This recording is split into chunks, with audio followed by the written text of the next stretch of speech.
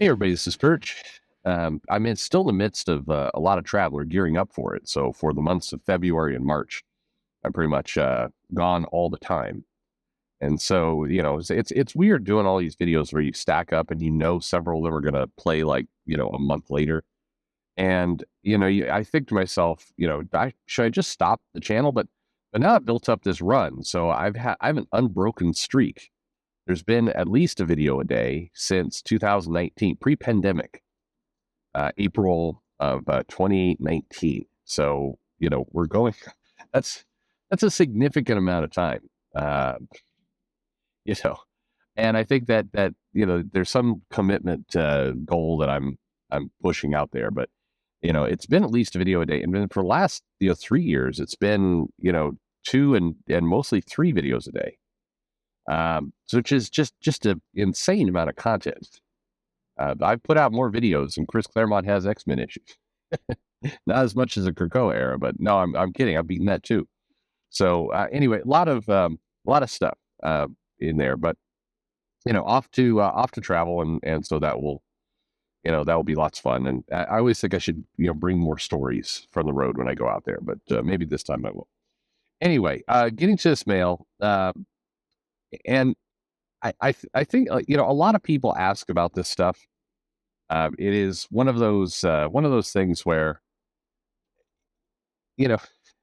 Well, anyway, let's get to it.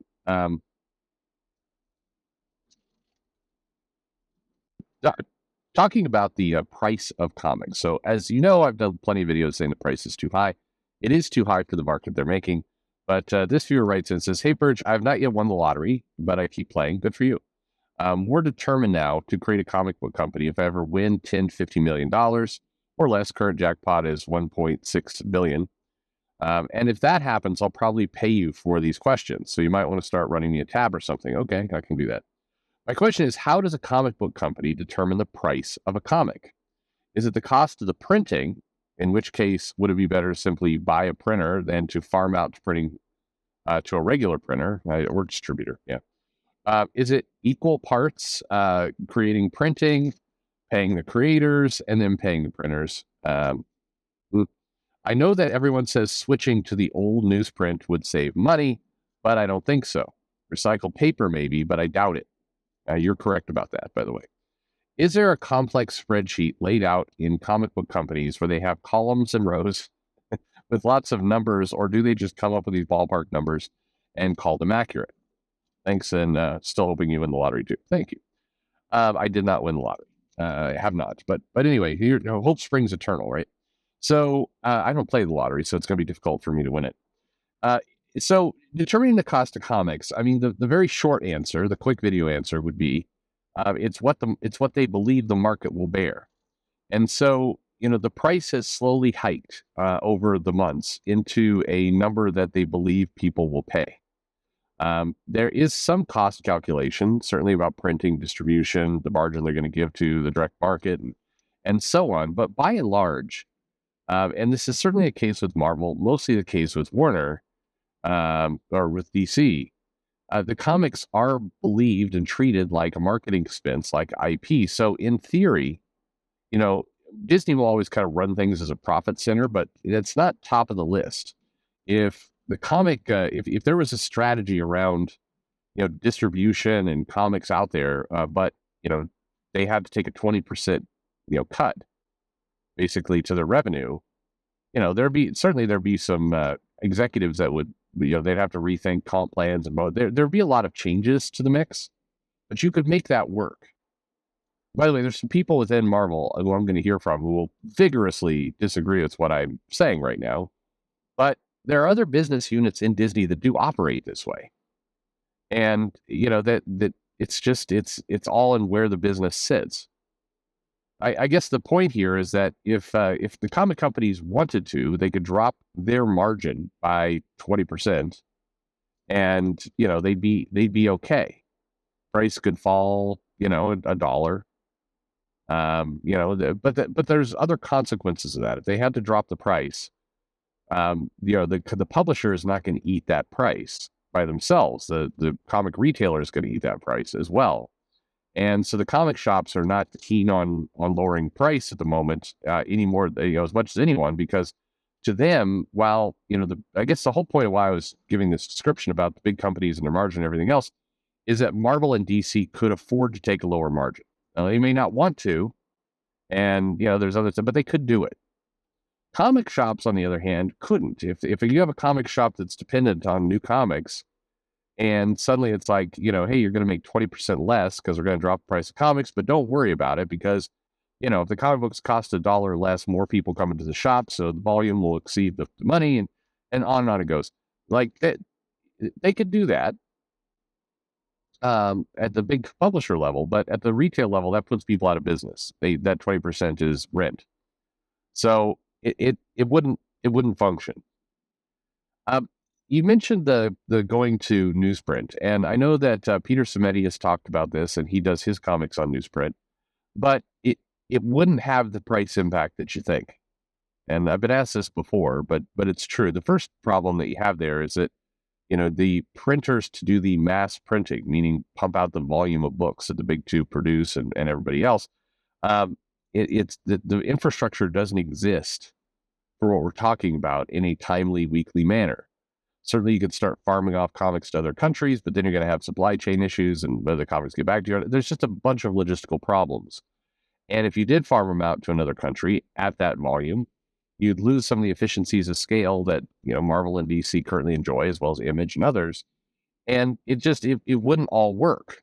Now, you may be hearing all this and going, this makes no sense because I can go right now to any number of kind of boutique printers and I can print on newsprint. It's cheaper to print on, paper like that than nice glossy, regular paper.